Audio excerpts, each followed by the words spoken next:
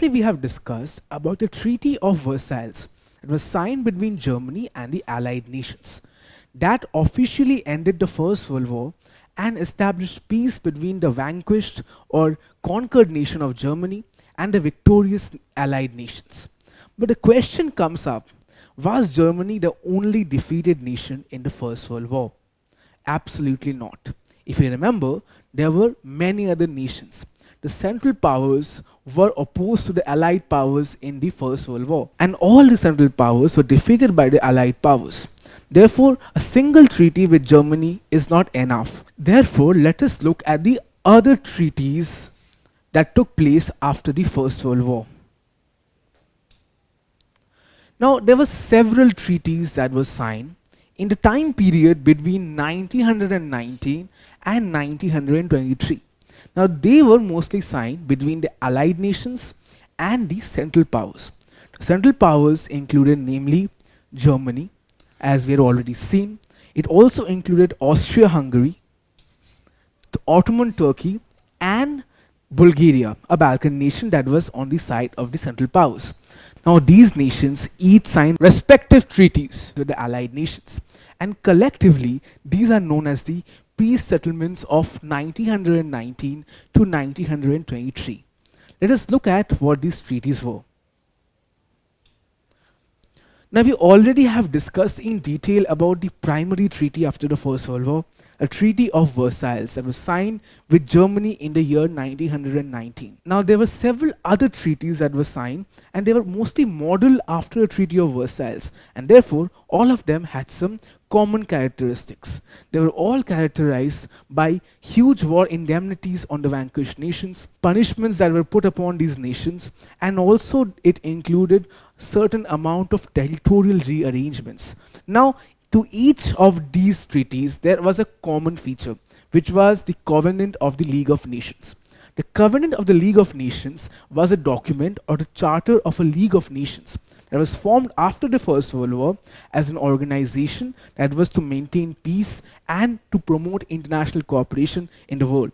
Its simple purpose was that there is never another war. Now, whichever nation signed this covenant was automatically bound to not wage war on the other nations and to peacefully go about in settling disputes by the League itself, which the League's council will arbitrate and settle things judiciously. They also had to promote international cooperation and often had to come together and work on international issues. The nations that signed the covenant had to respect the territorial integrity and the sovereignty of the other nations. Now, the covenant was not an option. By signing these treaties, the nations automatically were bound to it. It's like receiving that Sunday classified newspaper with any newspaper you take. No matter you take Times or Telegraph, you always get the classified sections.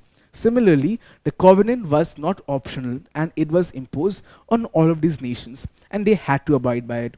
Now, we see over here that there are two treaties with Austria-Hungary, which shows that Austria-Hungary were not collectively dealt with, and it also signals to the partition of Austro-Hungarian Empire into the nations of Austria and Hungary.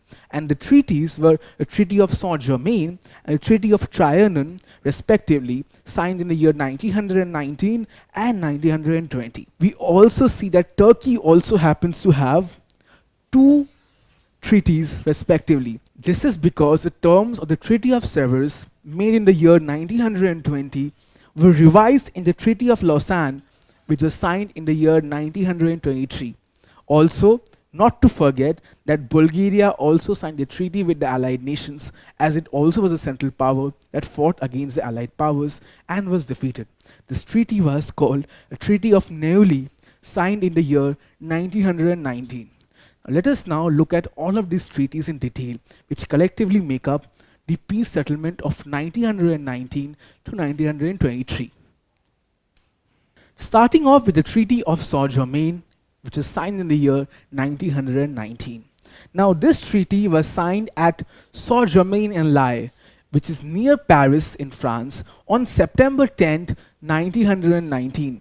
And this was signed between the Allied nations who won the First World War and the defeated nation of Austria, their representatives signed a treaty with the allied nations. We can see in this picture the Austrian Chancellor Renner is addressing the delegates during the signing ceremony of this particular treaty.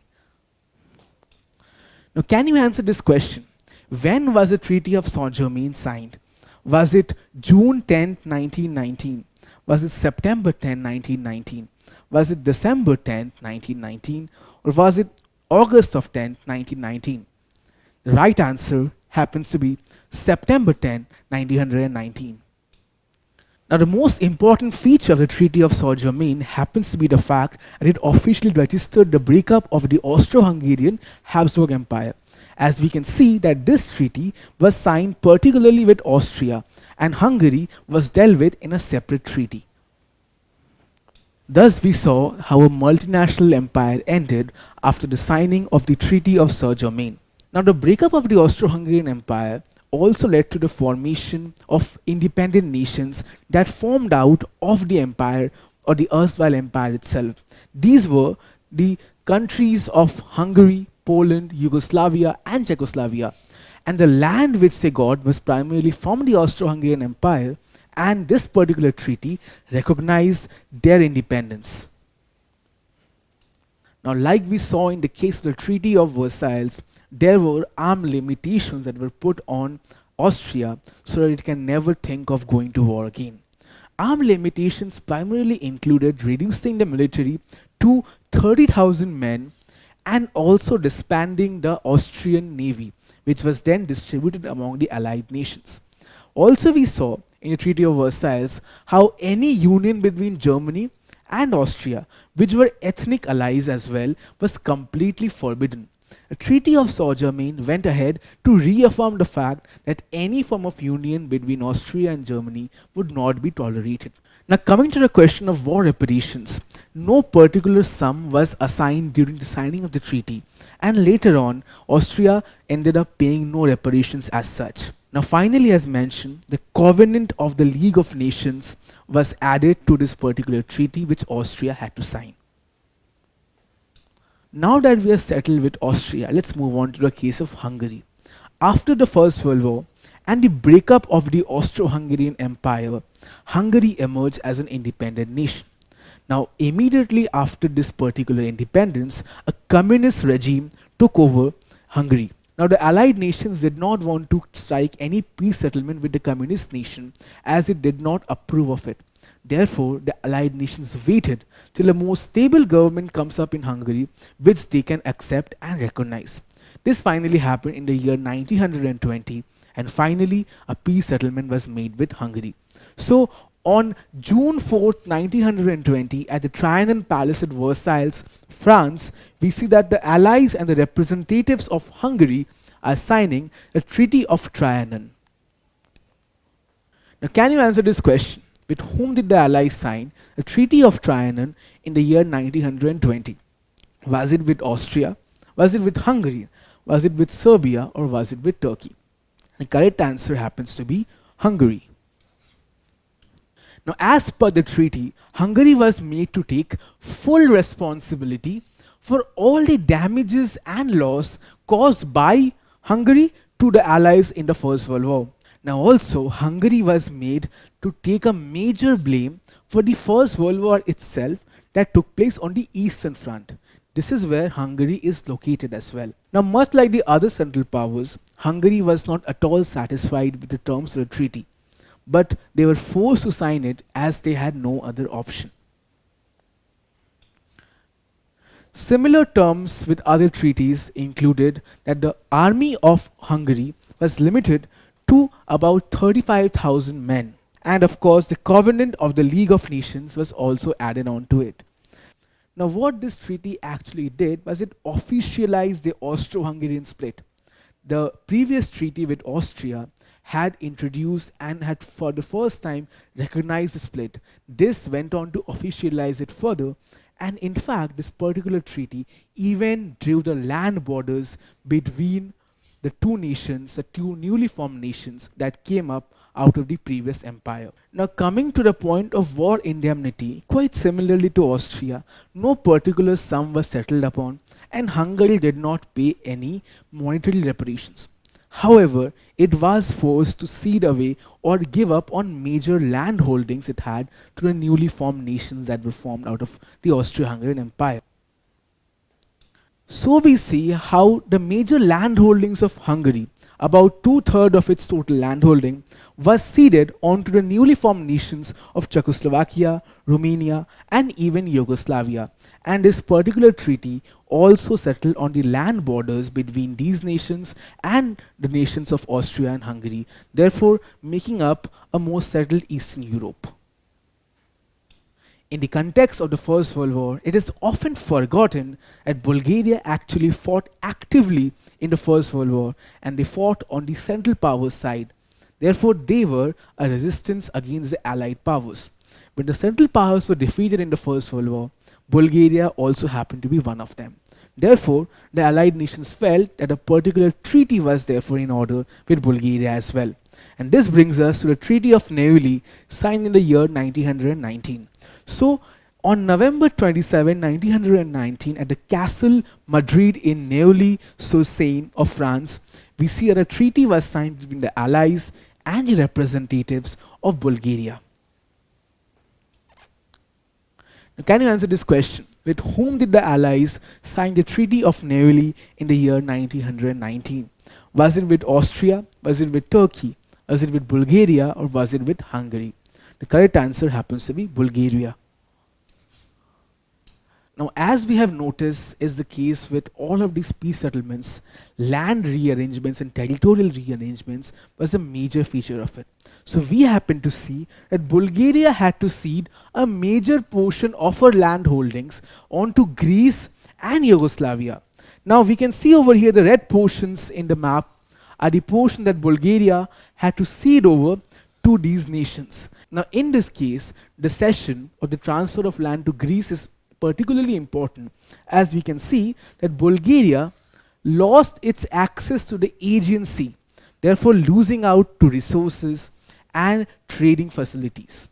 Alongside losing land, Bulgaria also had to give up or transfer about 300,000 people to these nations. The armed limitation clause of this treaty notified that Bulgaria had to reduce its army to only 20,000 men, which was barely enough for internal security and nearly not enough to ever wage a war. At the same time, Bulgaria also had to pay a war indemnity, and this is something we see different to the other two treaties we discussed, in which case the monetary amount has been mentioned of about 100 million pounds. However, after the treaty was signed, most of this indemnity was recurred and Bulgaria ended up paying about 25% of it.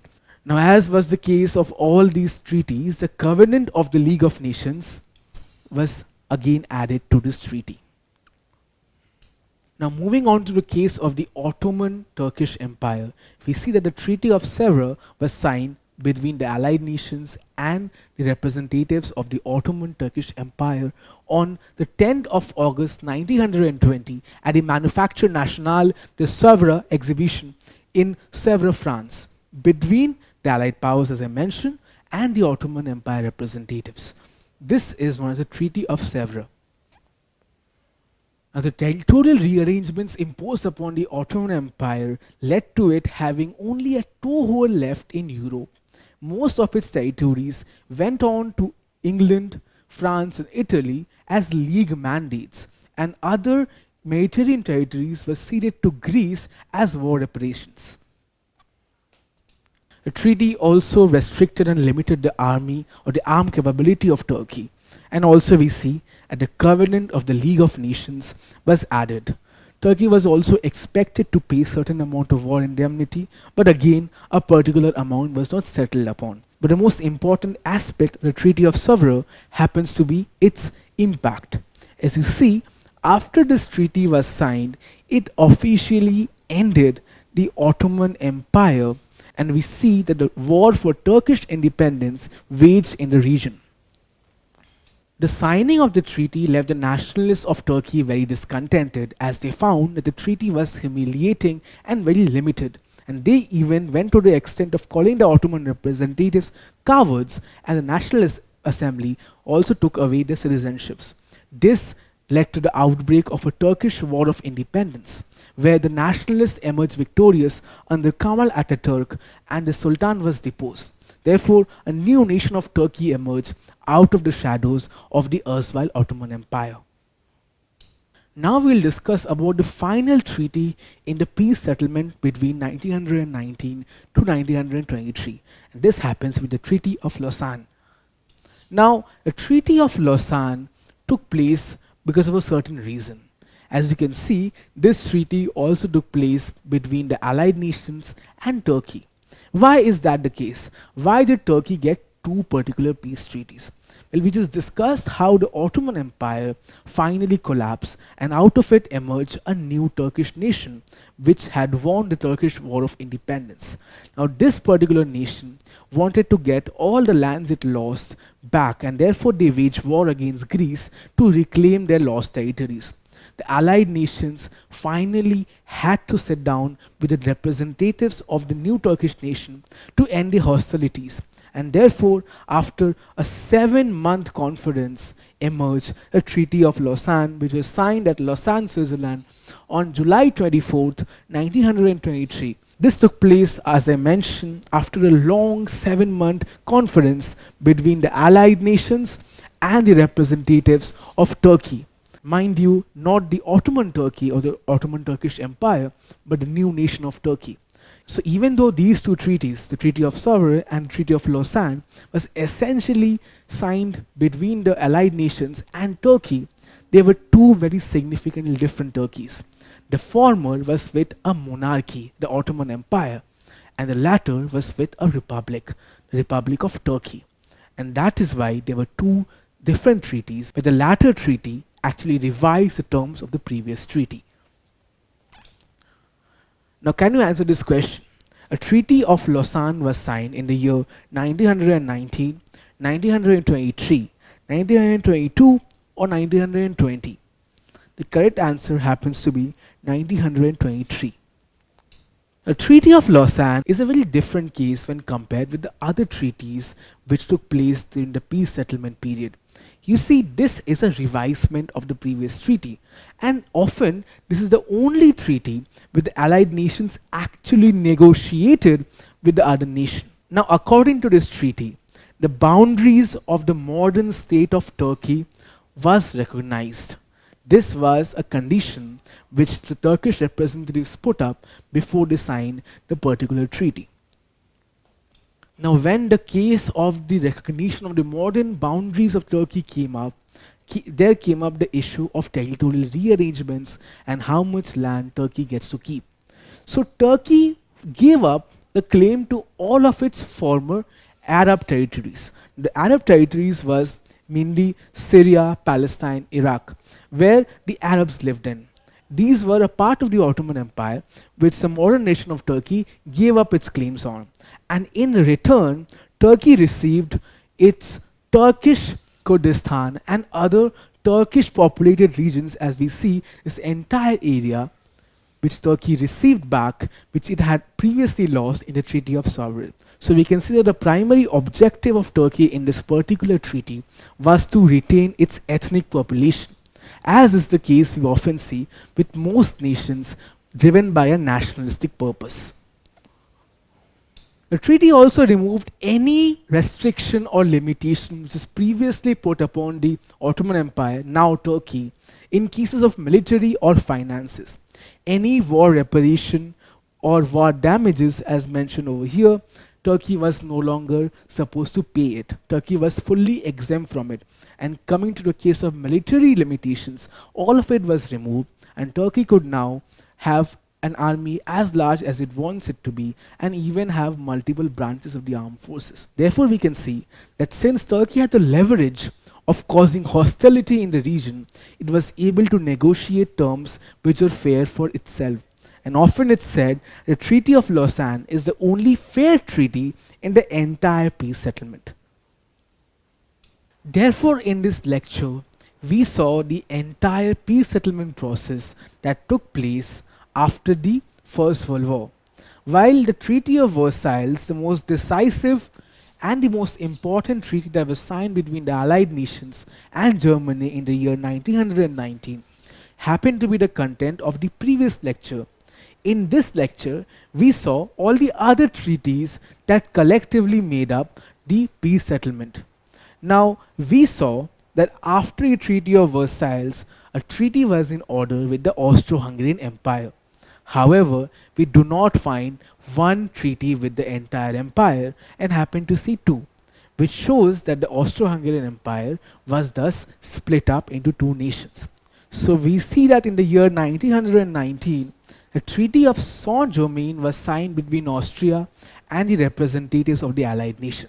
This treaty put forward the split of the Austro-Hungarian Empire itself. Now moving on to the case of Hungary. Now peace settlement between Hungary and the Allied nations did not take place immediately afterwards, as Hungary was initially under an unstable regime.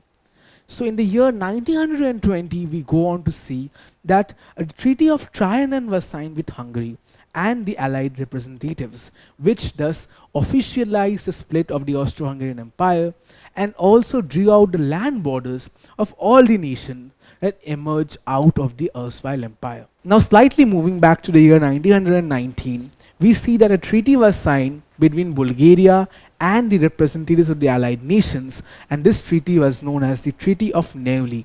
In the Treaty of Neuilly, Bulgaria gave up strategic land holdings. Now moving on to the final central power of the list, Turkey. Now Turkey happened to have two treaties. The first one was signed in the year 1920. It was known as the Treaty of Sovre, and it was signed between the representatives of the Ottoman Turkish Empire and the Allied nations. This treaty broke up the Ottoman Empire into many parts and eventually led to the collapse of the empire itself. Out of the ashes of the Ottoman Empire emerged a new, free and modern Turkey. And Turkey wanted to reclaim the lands it has lost, and therefore it waged war against the nations to which its previous landholdings were given to. To put an end to these hostilities, the Allied nations sat down with the representatives of the modern nation of Turkey, and they renegotiated the Treaty of Sovre and came up with a new treaty known as the Treaty of Lausanne in the year 1923. This was signed between not Ottoman Turkey but the nation of Turkey and the Allied representatives. This is often termed as the only fair treaty of the First World War, as Turkey managed to get most of its landholdings back and was no longer required to pay any war indemnity or face any sort of armed limitations. Collectively, the Treaty of Versailles with Germany, a Treaty of Saint-Germain with Austria, a Treaty of Trian with Hungary, a Treaty of Neuilly with Bulgaria, and the Treaties of Sovre and Lausanne with Turkey collectively makes up the peace settlement between 1990 and 1923, which brought about peace in Europe after the First World War. Don't forget to subscribe to our channel and hit the bell icon. You can also register for free at DeltaStep.com or download the DeltaStep app to learn one-to-one with our amazing teachers, or to get access to all our 5,000 plus amazing videos as per your school syllabus. Master each topic with our adaptive practice technology. Get million plus questions with step-by-step solutions and unlimited mock tests. Get all your doubts resolved instantly. Learn via games and win amazing prizes like PlayStations and iPads. So at DeltaStep, learning is not just fun and easy, it is rewarding too.